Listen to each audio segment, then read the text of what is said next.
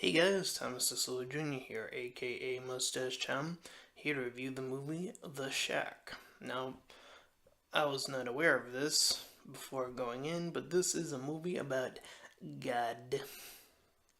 So, I'm gonna review this movie as per normal, give a little bit of summary as to what the movie was about, talk about the acting, so on and so forth, as per usual.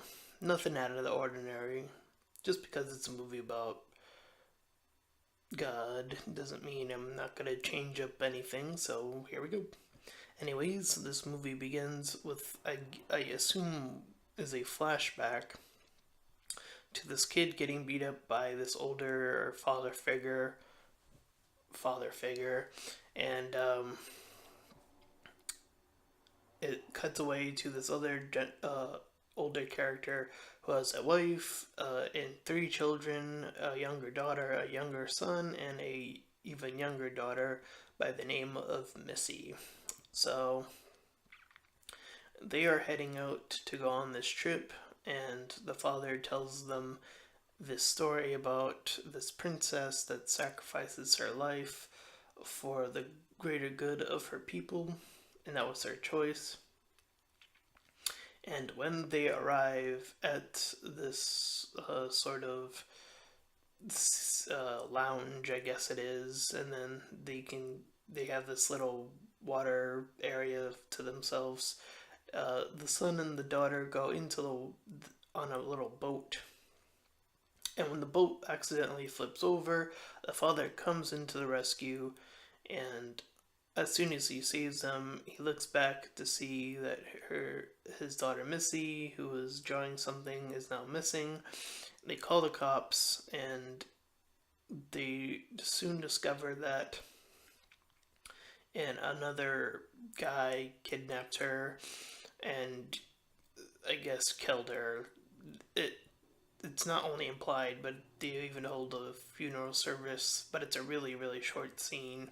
Anyways, filled with grief, he suddenly receives this mysterious note and is entranced to end up going to this location, as he simply refers to it as the shack.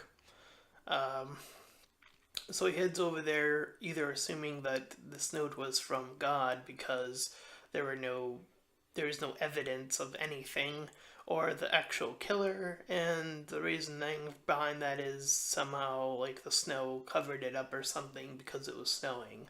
Um, so he heads out there, and he ends up inside, and then he sees this guy when he leaves, and this guy brings him along to these two other individuals who all three of them refer to themselves collectively as God, and I guess that also refers to like the Holy Spirit and the other one. I'm sorry, I'm not as I haven't been to church, so I'm not familiar as I used to be on those terms. But anyways, they represent those. And if you're religious, you'll probably know what I'm referring to. But anyways, but he of course doesn't believe it and is asking constant questions, and they all three of them act slightly different, but they all talk in like this sort of like mysterious puzzling way, um, and so on and so forth, and they're trying to help him move along the grieving process while also teaching him the deeper meaning behind having faith and forgiveness and all that good stuff. So I think I'll end the recap there. As far as the acting goes, I think it was a little bit. It was okay. The beginning part was a little bit more, eh, and the father could, his acting could range from getting a little too over emotional, but the way he cries is a little bit off putting, I would say.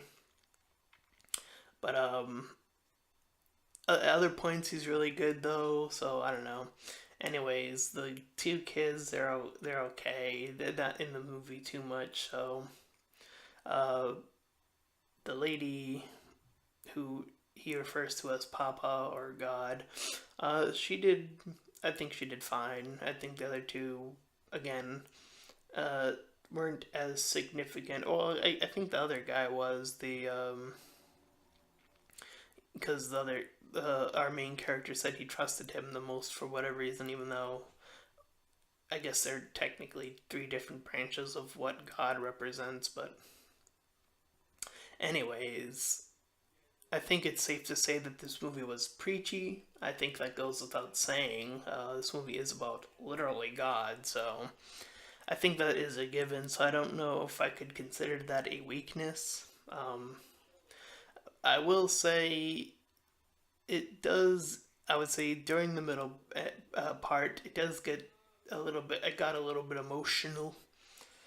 I got hit in the feels, and I think that again goes towards the acting part, even though it was a little bit silly-ish at times. I think it really hit home, especially toward that middle part, and tracking its way to the end. I think was really stronger.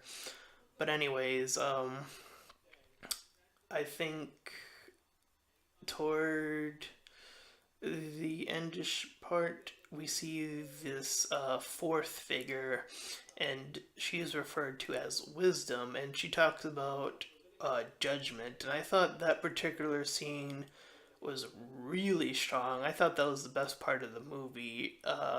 Even as someone, again, I don't follow religion as much as I used to, but that judgment part, that really, really hit home. And the other part, besides that, that really hit it hard, was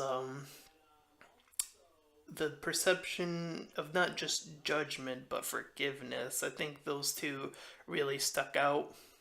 Uh, I'm sure there are other ones that were other messages that were thrown in there as well.